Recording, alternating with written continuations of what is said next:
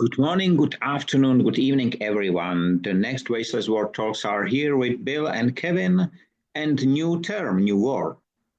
And the word today is successors.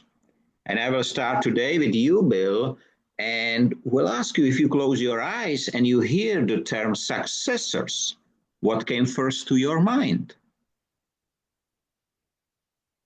My grandchildren. Everything that I am or have will one day be theirs. That's great thought. What about you, Kevin? I think that we are the successors. I remember, I think it was at university, and I first heard this expression, standing on the shoulders of giants. And I was completely shocked. This is such a brilliant concept, you know. And so we have succeeded. We have taken over. We have been given the gift of some very, very clever people throughout history. And it's like all things, you need to treat this as a gift and treat it really carefully. You know, when I came with this word, I was looking for another term, and I searched 15 different Czech terms, and the English translation was every time successor. And it was not the full vocabulary. I just realized, and in Czech language, it has slightly different meanings, the term. Some of them are the grandchildren, or some of them are the people before us, and so on. So we have at least 15 words, which are translated by one. And it was not the best one, but I cannot find any other, because all the vocabularies deliver only successors. That was interesting. And when I asked my colleague, she does not speak English, she said, I see kings and queens. So very interesting. I was discussing with a friend once about writing a dictionary of all the words that are missing from the English language, because there are quite a few. That will be interesting, and especially in connection with the fact that English is the, let's say, the global language, or counts to the global language. Of course, there are more Indians speaking Indian language and Chinese speaking Chinese, but in general, English is let's say, the international communication language, one of 3 or 5. So I don't know whether more speak Spanish or French, but I think the biggest speaking community is English, if I do not count with Chinese and Indian in general. But it will be very interesting, because only in Czech how you will find these terms, you know, because as I said, 15 words ending with one word in English, how you will translate them. So, Michael, what are the 15 words? What are the variations? Is that a valid question?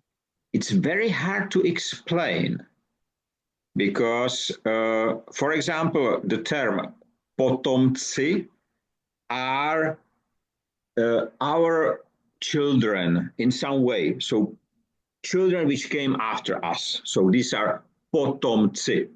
But následníci, so completely different term, are the people who are the kings, and then the son of the king become the king, and so on. These are následníci, so the people who came after, but it's a very different meaning. And these are at least 15. And we find probably more. But the question is how you will translate it if there isn't. And to be honest, I think that these terms has been in English before, but disappeared. We have several of these terms before. So I think if we go deep in the language, in the history of the language, we will find those. But for whatever reason, they disappear and they're reduced to one. I think there are some other English words, especially anything to do with the monarchy. There must be some of these words, but as a subject I have absolutely no interest in, I'm not going to learn them.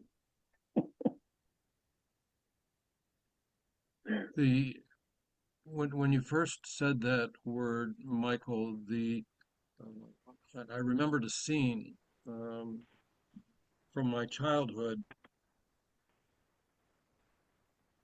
and I'll try to keep this really short, but in 1963, I was 9 years old. My older brother was 2 years older, and we were visiting our grandparents in Pennsylvania, and it just happened to be the week of the celebration of the uh, centennial, the 100th anniversary of the Battle of Gettysburg, which was the turning point in the American Civil War. And it happened in southeastern Pennsylvania. And we traveled to the battleground, which was really many miles. And one of the things that they had set up was they had set up a small encampment with small pup tents, and there were maybe, I forget whether there were 6 or 12 um, men, very, very old men, in the army uniforms of the day, some gray for the southern and some blue for the northern. And the men that were there had been there during the Battle of Gettysburg. They were just boys. They were runners because, of course, they didn't have any radios, so they would send their messages by little boys, or they were drummer boys or whatever, but they were there.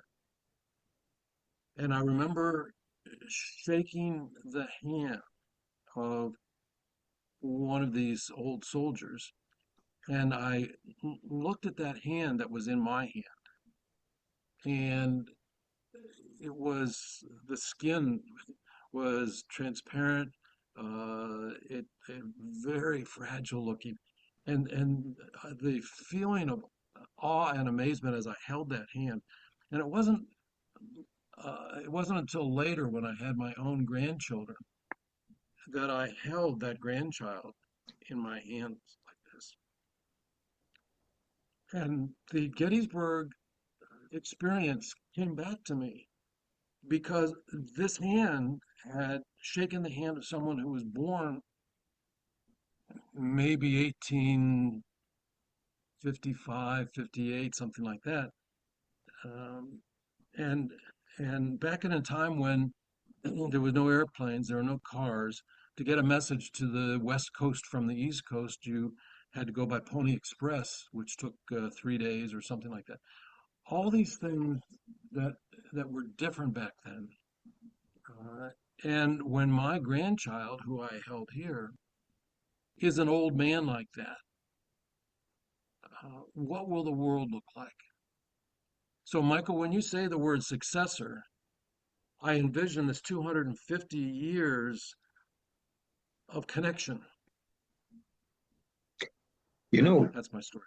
what is interesting, you mentioned just the Pony Express, but do you know that there was a direct connection, bus from UK to India, 55 days in the bus. I cannot imagine why I mention it, because you know, in a Pony Express, you exchange the horses. But I think that in this route, you exchange the drivers because they cannot ride for 55 days. So it's impossible. And it was really a standard connection between London and, I don't know, probably the capital of India. Not sure about the destination, but 55 days. And the second thing, as you know, we have this noon discussion as well. So it's right now recorded. You can listen to it. It's on YouTube as well. But there was one interesting connection to the term, and that was the technology. You know, because there is both of you remember Windows 1 generation, the first generation, when it take 10 years before there was an upgrade, or 5, I don't know. But today, you start on Monday with ChatGPT, and on Friday, you have ChatGPT 5 instead of 4. So it's going very fast. And there came a question for me, or to me, is it this one generation handing over to second generation in technology, meaning, do they really hand over? I doubt, because you cannot do it in such a short time. You just create a completely new whatever, so they cannot learn from the past in some way. But you with the handshake, it was exactly, and I just remembered the handshake with my granddad, of course, and it was exactly that as you describe it. So fragile and so powerful at the same time. So we are the successors. Our grandchildren are the successors. So this continuum keeps moving. And which is a comment on our concept of time, which we talked about before, does not exist. But the successors exist, I think. And the question is, yes, yes, Kevin. I was going to say, building upon what Bill said, that who is succeeding and what are we passing forward? The ancients, they believed that the first generations were the great generations, and then with each generation, we become lesser people. And if you look at the ancient Egyptians, the Great Pyramids were built by the first generations. The later generations couldn't build them. They were building things out of mud bricks. And the same with in South America, whoever built these great temples or whatever in Central and South America, the ones who followed on from them couldn't build them. So they would mimic them, but not make them as good. And I'm wondering if we're doing the same thing. So the things that we're passing on to our children diminish us all, because, you know, we give them computers, we give them all this technology, but is that what we really want to bequeath to our children, or is there something more important? And I think there is a question where, from a successor, when we start to be, because we are, what is who was before? Successor is after, before is, I don't know the word right now, the predecessors. What is the moment when we turn from one to another? You know, it's not with the birth of child, I think. It's not. It's one of the moments. But there is another moment. So when this moment came to our life? Well, if we were royalty, it would be when the new king is crowned, I think, and they then have the power. But in a family life, that's a good question. Or a business life, a life in general, you know, maybe it is from the moment when we are born. I don't know.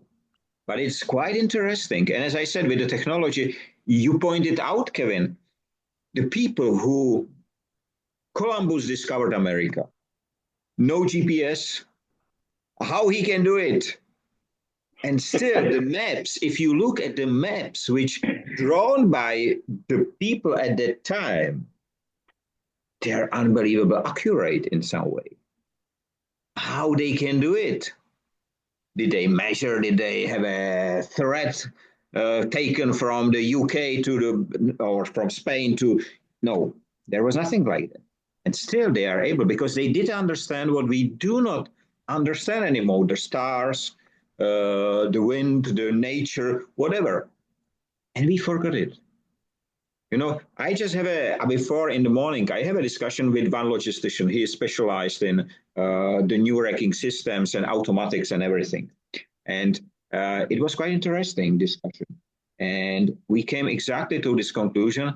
What we are handing over, is it the technology? Because I mentioned that currently they are developed these humanoid robots to be placed in factories to do the jobs of people, because they are cheaper. You don't need to feed them and pay their salary. So simple it is. And when I asked the people who consider this, Why don't they use ant-like or dog-like or any other animal is better than human generally in efficiency? They say, because otherwise we have to change the factory layout. It's such a stupid answer, which for a long time I haven't heard, because why should I do something wrongly? And with this discussion, we came that the eagle see better than human. But because human would like to see as good as eagle, we develop glasses and then the other glasses and then whatever. So, and with the glasses, our eyes get weaker because we have glasses. So we are really degrading ourselves in some way because of the new technology.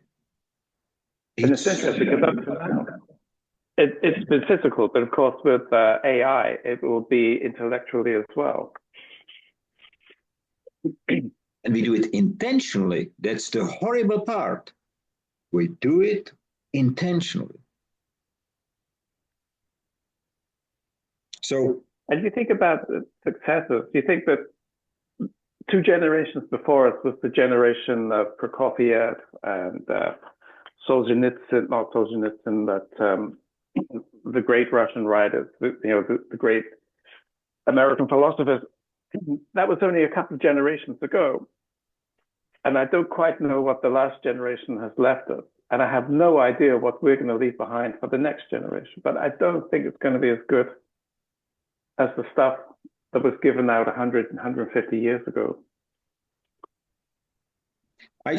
Yes, Bill? As good as or better than, I have difficulty with that concept. What we do know is that it's going to be different. So when my parents, they went through the Great Depression, they went through the Second World War, they went through the rise of consumerism and plastics and so on, and they taught us certain things, and now we have our children and we've taught them, and they're different. The way we teach is different. The way we get around is different, and so I'm hoping what we teach them is some of the basics, like be nice to each other, or stay in touch with nature, or there's certain things that we need to teach them, but it's very different. And also every couple of generations you need to reboot and go back to what we may have missed, and we do that. We reboot. I hope we need rebooting right now. The question is, I think from our discussion, I feel that one of the things which the current generation leave to the others is higher comfort. So physical comfort. So this emotional. I don't think emotional comfort. But the physical one. Comfort. The physical one is this one which is sold by the society. You have to have a car, you have to have a this and that and whatever. If you don't have it, you are not so good like the others, so you have to have it, and so on. These things changing. So if I was in a school in the 80s, we have this, we call it Chinese pen. It was a pencil, but we call it Chinese. It was very rare, and everybody would like to have it, and today you have to have a mobile of whatever generation. My mobile is getting slow, and I feel that it will break probably soon. So I was in a shop looking for a next one, not expensive one, just a cheap one. Even the cheap ones have 108 megapixel camera. I don't imagine the size of the picture. I have trouble now, I have 20 mega, and I have trouble now to make it smaller to be able to share it. 108 pixel? it will be for sure, the details will be great, but why? And the current, if you, and this is last year model generally, if you will buy a new one, it will be AI equipped. If you buy a computer, it will be AI equipped. If you buy whatever, it will be AI equipped.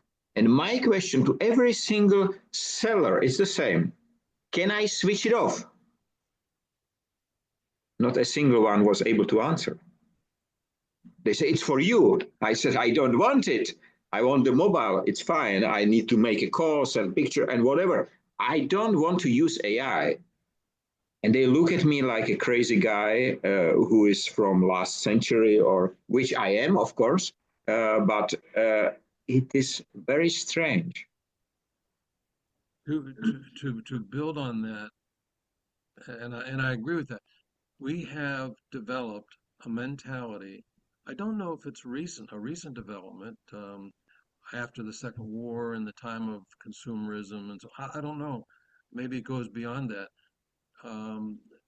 And everything needs to be more, bigger, bigger, newer car, late in business. However much you sold last year, you have to do more this year. It's more. It's always more. It's more. And I'm hoping that movements like yours, Michael, will get us to a point where we say, I have enough. I have enough roof over my head. I have enough food in the refrigerator. I have enough. And that this more can change to enough. Because when you have enough, I was a salesman my whole life. I always had more. And I was always being driven more. And there's some very effective ways to drive people, quotas and and bonuses and money, more. How much money do you have in the bank? I need more. And it drives me crazy when I look around and people get the newest car. Oh, because I want to have this feature in it or that feature in it. The more just drives us crazy, and we let it. So I've had enough. What about you, Kevin? Yeah, I've had. I don't have a watch. I have a phone, but I don't use it as a smartphone. I have a car which is 50 years old. So I'm actually what I think I read yesterday something about the guy who has nothing is of course the richest man in the world because everything is his, but nothing is his to worry about.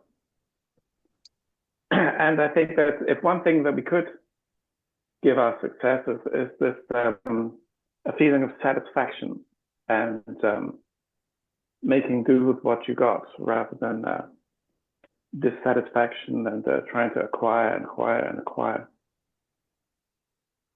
And I think this is exactly the what should be handed over to the next ones. We discussed it. We discussed once that there should be a tax on when somebody's dead or something. We connected to the wealth of people. I do not remember exactly, but we touched this topic that the coffins do not have pockets, so you cannot take anything with you. And it was quite interesting discussion at the time, but I do not remember the details anymore. It can be found online, but I think this enough. It's very important right now because it's not about the comfort. Just yesterday there was announced that some of the planes, I think between New York and Australia, or I don't know the routes that I forgot, but it will be in the newsletter. That generally the SpaceX rockets, the debris of the rockets endanger the planes, so they have to change the routes. So we have spoken that above our heads is landfill, and this landfill starts to fall down. No. So that's enough. That's more than enough. It shouldn't be there, but still we are sending the rockets there. Of course, if I see, we are speaking about enough. Just now, LA, the fires in LA. A lot of people, including the very rich people and famous and actors and whoever, lost their homes from one moment to another. What is enough? Will this very critical happening, which is game changer or life changing, will they help to understand what's enough? No, no. I draw a parallel with alcoholism, right? Or the alcoholic person, right? And they don't change or sign up for a program to get off it until they hit rock bottom. They don't when somebody tells them, you got to stop drinking. Do they? No. Even when their mind tells them, you got to stop drinking. Do they? No. And I think it's the same way with this more society that we're in, where you have, you know, what is the cost of a rocket ship you mentioned going into outer space? What is the environmental cost of that? And what is the goal of that? So some rich person can say, I went to outer space or something. What is the goal and what is the cost of it? Um, I'm so disgusted with people who, with their private planes and with their taking a rocket ship into outer space so they can brag about it. Ah, that's so sick. It's like an alcoholic. It's so sick. But they won't change until they hit rock bottom. So what would rock bottom be? I'm not even sure what rock bottom would be. Uh, there is one very interesting point which you mentioned, where there has been the first space tourists, all the time there has been some rich guy or son of a rich guy or whatever. But to be honest, I haven't seen a single interview or a single article from this person to describing the trip to the space. Everybody was watching for the first tourist to go into the space. I do not remember a single one to read about the experience. That's very interesting. And you just brought me to this idea. I really haven't. Not a single one. Even I think Richard Branson was with his rocket there. And even from his side, I haven't heard anything. That's so strange. And the rock bottom, I don't know. If you lose everything, of course, your home, your memories are there. You will have money in a bank. That's fine. You will get the money if you are rich. But will this destruction be the rock bottom? I don't know. I don't know. I really like this. I was born in '61, so I can remember watching on TV the day that Apollo 11's astronauts landed on the moon, and then watching a lot of Star Trek and talking about the final frontier. But that whole space program, that whole thing, it always felt like it was for the good of humanity. Right. Whereas private trips into space has nothing to do with the good of humanity at all. And you just wonder, for how long will space remain free before some idiot decides that he owns it? And it is already now, it's a discussion about the moon and separating the moon in parts and so on, and extraction on the comets and other planets and so on. So it's quite a lot of discussion. But in fact, even the first people on the moon, how it helped humanity. The only moment when all humans has been together was watching this footage. But how it helps humanity, how it helps us, me or my parents or so, I don't think already at the beginning, yes, it was the frontier, the new step. But since then, there has been only two people on the moon, or three, I don't remember, and nobody else for how many years? 60 years almost. And just now we are speaking about having their habitats and building whatever there and having on a space on this uh, orbit, on the orbit to have a new station, and the Russian should be there till 2030, if I am, or 35, not sure right now. So, but I don't see the progress which came here. I see private interests, and that's content. There's one interesting thing I've heard about, which is this psychological effect, which affects quite profoundly a lot of people who go into space. And that is this epiphany that our planet is extremely fragile and extremely precious. It seems, these, and if you ever saw that film, The Right Stuff, or read the book about how you select these extremely mentally tough guys to become astronauts and the things they have to do to get into space. But so these very rational guys get affected in a very emotional way about the planet, and they see life in a completely different way afterwards. The question is if they are able to project it or if they are allowed to talk about it. I think there was one astronaut kept for a longer time on the orbit, and just now he or she came back and has very big problems with moving, because spent so much time, so the muscles are smaller, and he cannot really orient himself because of this, how it's called, weightless situation on the orbit. And it's quite interesting. But the fact is, I read a lot of science fiction. I was interested in rockets and space and all this stuff. But to be honest, I do not remember. And we have even our own cosmonaut, Mr. Remek, who was there. And he was all the time on May 1st, work day, whatever we celebrated in a communist time. He was all the time on the tribune and moving his hand, but I do not remember these people to talk about the space at all, or very few, and all the time the information which you have been given was all the time the same.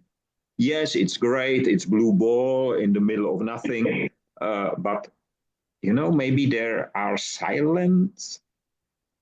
I don't know, but I know that the heritage or what I would like to hand over to the successors, and I don't speak only about my daughter or the children, should be the honesty, should be the understanding, should be the critical thinking, should be the ability to be ourselves, as I said, human with big capital letters, to find this human inside a human, or a people who are a mass, who is easy to manipulate.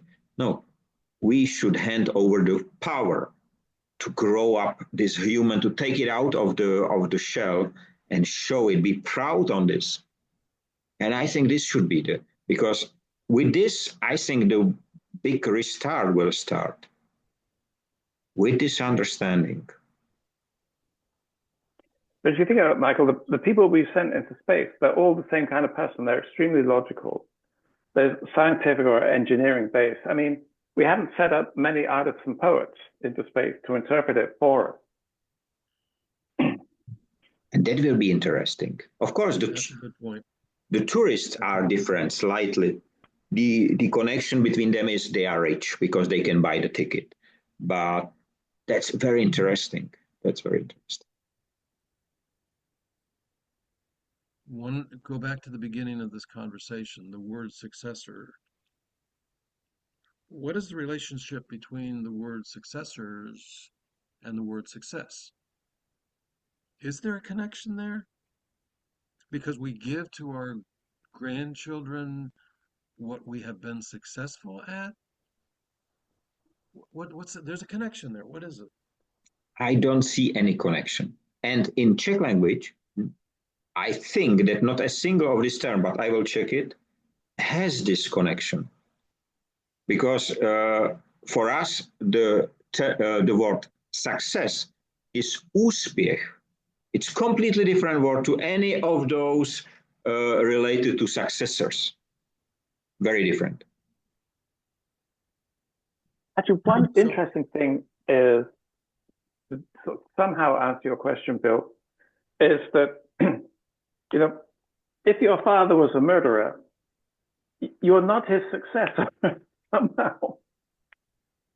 You would never be called a successor to someone who was, you know, a murderer. You would be something else. Unless you followed in his footsteps. Yeah, yeah. Success. Okay, successor.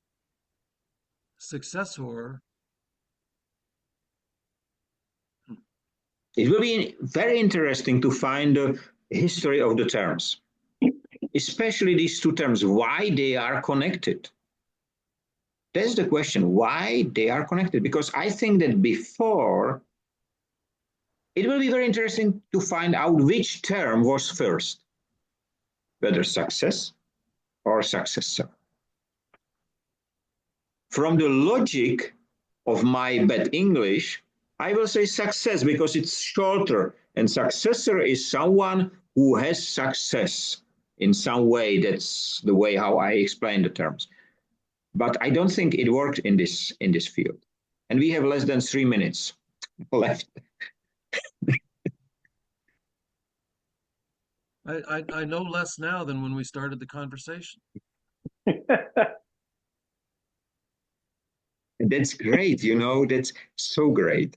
I just have in the morning, I have another conversation with a lady, which already was in the talks about nothing. And she said, you know, Michael, I am a slow reader. I read 1 to 2 pages a day. I cannot read more because I'm a slow reader. And she's not the only one.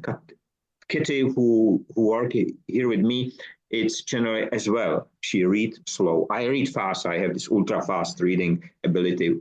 Where I get it, I don't know. But I said, you know, it's a great gift. It's a great gift. It's not something negative. In fact, you enjoy it for much more longer the time, and especially, you know, you remember this moment when you read the first Jules Verne or any other of this type of books, and you cannot wait till what will be on the next page. And that's the next thing which we should hand over, you know, this expectation, this curiosity. What will be there? And do I have to write the next page, or is it already written? And that's what I enjoy. And that's why I enjoy to work with you, because both of you are authors. And you exactly deliver this, what is there? This fascination. But as I said, 1 minute left. So what to say? Thanks a lot for finishing at the start, I will say. And I hope we will have many other discussion, which will be the successors of the current one. And we will enjoy it. Have a nice time, free of waste and wasting in all its forms. Stay safe, be free, and be human, with handing over the right success in a way of understanding the humanity. And see you next week. Bye-bye. Bye-bye. Bye-bye.